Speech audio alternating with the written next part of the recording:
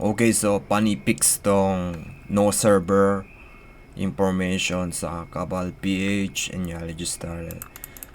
So ibig sabihin, if you're playing outside the server, you cannot access this. You need to use VPN in order to fix this. So that's the only way you're gonna fix this. So ayun yung paraan para ma-fix to. So maraming VPN na exist, paid and free. And nag-try ako ng Express VPN. Hindi gumagana yung VPN na yun. So etong Quark VPN, free to. Pwede kayong install. Etong VPN na to ha. Ito ha.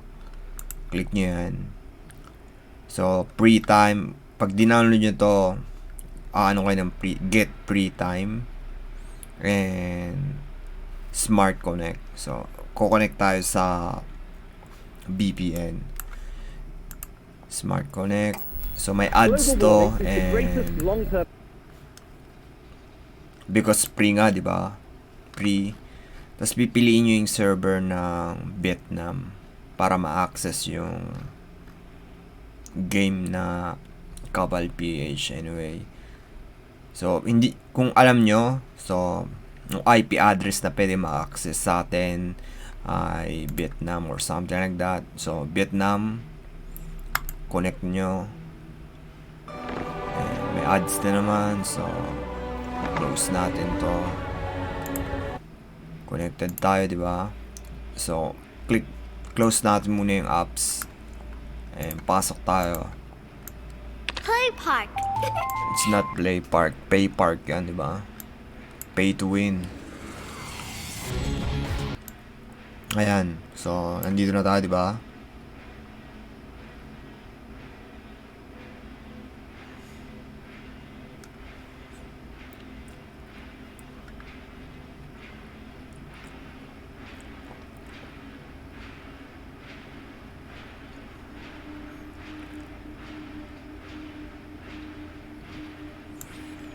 And so yung VPN, maraming VPN na sa internet, maraming service na VPN. So maraming hindi gumagana, okay? So madedetect. So kasi yung server nila depende maraming server talaga, maraming VPN na exist. So ayan na, may server na, pasok tayo. Okay. So nakanji.